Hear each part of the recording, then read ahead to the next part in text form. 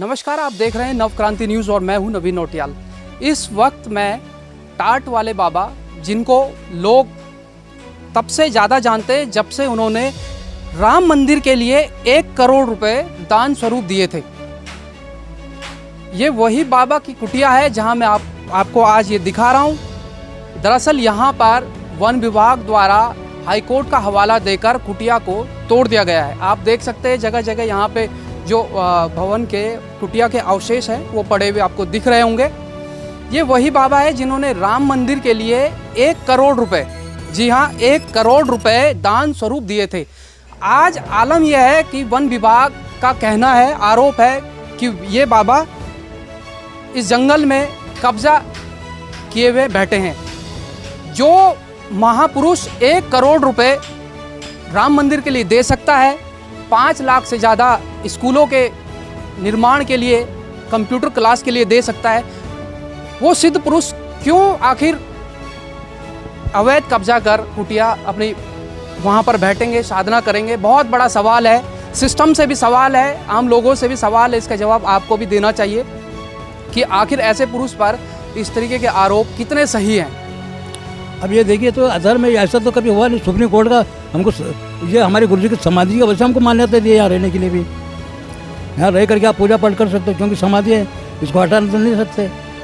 तो जहाँ समाधि बनी है, समाधि थोड़ी उठा सकेगा कोई, तो इसीलिए हमको मिला ही है। तो वो तो अब इनको सोचना चाहिए भाई समाधि हम कैसे तोड़े।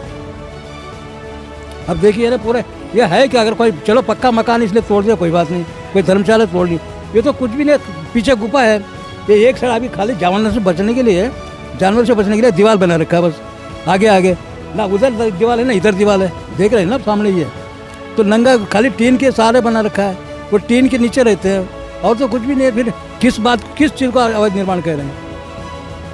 देखिए, जिस तरीके से अवैध निर्माण बता रहे हैं, ये वही बाबा हैं जिन्होंने राम मंदिर के लिए 1 करोड़ रुपए दान स्वरूप दिए थे राम मंदिर निर्माण के लिए। जी हाँ, 1 करोड़ रुपए राम मंदिर निर्माण के लिए दिए हैं। बावजूद उसके अगर इस तरीके के संत महापुरुष की समाधि जहाँ स्थल है, उनका जो पूजा स्थल है, उसको अवैध बताकर इस तरीके की कार्रवाई कितनी हद तक सही है, यह एक विषय सोचने वाला है और एक प्रश्न भी है जिसका जवाब आप लोगों को भी देना चाहिए कि एक संत महात्मा। इससे पहले मैं टाट वाले बाबा जी के बारे में बता दूं कि इससे पहले इन्होंने जो स्थानीय यहाँ पे इंटर कॉलेज है आपका लक्ष्मण झूला इंटर कॉलेज पे, जो वहाँ पे बाबा जी के द्वारा 9 लाख रुपए का एक जगह कंप्यूटर क्लास के लिए कक्षा बनाई गई, कंप्यूटर दिए गए। इसके अलावा बाबा जी के द्वारा स्कूलों में पुताई रंगाई का कार्य अपने पैसों से ही बाबा जी ने करवाया। तो जो संत पंखा भी लगवाया, पंखा भी लगाया उसमें सबके लिए। हाँ, सारे हॉल भी बनाया, फिर पंखा लगाया, तो पूरा स्कूल का पुताई भी करवाया हमने। आगे छत के लिए भी ऊपर का वो कहीं चूर रहा था छत, उसका भी हमने करवाया। स्कूलों के लिए लगभग कितना पैसा बाबा जी? अब ऐसा है ना, इतना हिसाब नहीं जोड़ता, नहीं हिसाब को पैसे जितना आ गया खर्चा हो गया ज़्यादा। मैं इतना अब याद करूँगा तो सारा हिसाब लग गया। वैसे मैंने लिख के रिकॉर्ड नहीं रखता था, दिमाग में टेंशन बन जाएगा वैसे। तो देखिए, जो संत महापुरुष हमारे जो देश के भविष्य बच्चे जिन्हें कहा जाता है, उनकी शिक्षा के लिए पैसा खर्च कर रहे हैं, धर्म के लिए वो पैसा खर्च कर रहे हैं। तो ऐसे महापुरुष को इस तरीके से कैसे आप ये बता सकते हैं कि वो अवैध हैं, जबकि इनके पास इनका कहना है कि सुप्रीम कोर्ट द्वारा इनको आदिवासी घोषित किया गया है। बाकायदा इनके पास वो लेटर पड़े हैं और परंपरागत आदिवासी ऋषि मुनियों की परंपरा के हिसाब से हम जंगल में रहने का अधिकार हमको सुप्रीम कोर्ट ने दिया है। तो देखिए, इस इतनी बड़ी बात सुप्रीम कोर्ट ने जब इनको इस तरीके की वो दी गई है, उसके बाद जो वन विभाग है हाई कोर्ट का हवाला देकर इस तरीके के अगर भारतीय संस्कृति की जो पहचान है, ऋषि मुनियों की जो समाधि स्थल हैं, गुफाएं, उनको अगर तोड़ा फोड़ा जाएगा तो कहाँ हमारी संस्कृति बचेगी और आने वाली पीढ़ी क्या भारतीय संस्कृति के बारे में जान पाएगी? होना ये चाहिए कि ऐसी जो संस्कृति से जुड़ी और धर्म से जुड़ी हुई ऐसी जो विशेष गुफाएं हैं, समाधि स्थल है, इनको संरक्षण दिया जाना चाहिए। संरक्षण न देने की बजाय वन विभाग इस तरीके की कार्रवाई कर रहा है, जिससे आने वाली पीढ़ियां शायद ही किताबों में पढ़ पाए और चित्रों में देख पाए कि समाधि क्या होती थी और गुफाएं क्या होती थी और संत मुनि किस तरीके से इन गुफाओं में धर्म के लिए काम करते थे, समाज के लिए काम करते थे। आखिर अब देखने वाली बात ये होगी कि वन विभाग बाबा जी के इस कुटिया पर फिर से कुछ अगर इस तरीके की कार्रवाई करता है और हमारी सरकार उस कार्रवाई को रोक पाएगी या नहीं, क्योंकि हमारे देश के प्रधानमंत्री भी संतों का सम्मान करते हैं, मान करते हैं, तो कहीं ना कहीं उनको भी ऐसे संतों के बारे में सोचना चाहिए और इस तरीके की कार्रवाई को रोकने के उनको आदेश देने चाहिए। बाबा जी क्या कहेंगे मुख्यमंत्री पुष्कर सिंह धामी और पीएम मोदी जी से? पता नहीं, अब उनको ये समझना चाहिए कम से कम। हाँ, अगर कोई अवैध का भाई आके कुछ कर रहा हो तो उसको हटा, तो कोई दिक्कत नहीं है, लेकिन हम तो कई सालों से रह रहे हैं भाई, और हमारे पास पूरा सुप्रीम कोर्ट का ऑर्डर भी है।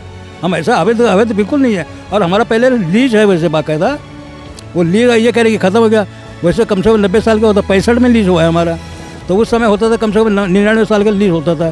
तो लीज तो हमारा अभी भी था, उनके जेब उनका ऑफिस में रखा हुआ है। तो लीज अगर ख़त्म, फिर भी इन्होंने कहा, नोटिस दिया कि हाँ नहीं लीज बढ़ाओ। मैं बोला चलो कर लेंगे भाई, लीज बढ़ाने तो बढ़ा लेंगे, लेकिन वो अभी में कार्रवाई करने में ही था, उतने में आकर के इन्होंने सील लगा दिया। कार्रवाई की जा रही थी, तोड़फोड़ किया जा रहा था, उस समय टाट वाले बाबा के जो शिष्य हैं वो यहाँ पर थे, तो हम उनसे ही जान लेते कि उस समय क्या हुआ था, कैसे। 30-35 आ गए, उस टाइम हम जस्ट भोजन बना रहे थे, तो पहले बोले कि आप सामान निकालेंगे, हम अपने हिसाब से निकालेंगे। हमको समझे नहीं, हम वन विभाग से आए हैं, इसको सब हटाएंगे, आप अपने आप हट जाओ, नहीं तो हम हटा देंगे। कहीं 1 मिनट थोड़ा हम गुरुजी से थोड़ा बात करवाने दो, तो ऐसे बोलते ही तुरंत फ़ोन छीन के ले गए। हम जो भोजन बना रहे थे, चावल दाल वगैरह, उसको भी छीन के ले गए, फेंक दिए बाहर सब लेके। वो भी फेंक दिया था? चावल ये सब लेके फेंक दिए, गैस फ्यास लेके सब फेंक दिया सामान सब बाहर। हमको तो नीचे जाने नहीं दे रहे थे, हम कैसे भी करके चुपके से गुरुजी के पास चले गए, नीचे से गुरुजी को बुला के लेके आए, सब फेंक दिया जी। सुबह भोजन बना रहे थे, मोबाइल छीन लिया, ये सामान वामान भगा दिया, उन्हें बाहर निकाल गए। अच्छा, सब मोबाइल वगैरह छीन लिए थे? हाँ, सब छीन लिया, तीनों का मोबाइल। तो आपने उनको रोका नहीं कि भाई ये आप हमारे फ़ोन क्यों छीन रहे हैं? रोका था, वो जबरदस्ती कर दिया हमारे साथ में, अच्छे। रंजन दास। अच्छा, और क्या क्या इस दौरान हुआ है?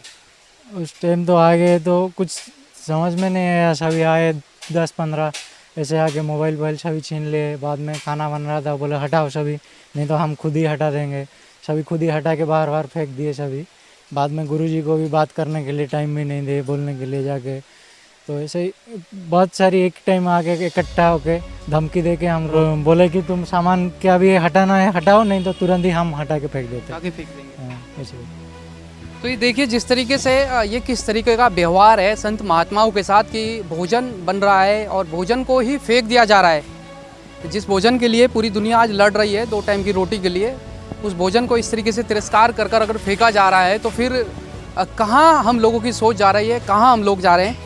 तो देखिए होना ये चाहिए कि इस तरीके की जो भारतीय संस्कृति से जुड़ी गुफाएं हैं, समाधियां हैं, या संत मुनियों की जो पहचान है, उनको संरक्षण दिया जाना चाहिए। इस तरीके की कार्रवाई पर कितनी हद तक सही है, इसका जवाब आपको भी देना चाहिए और जो सिस्टम है उससे भी करना चाहिए।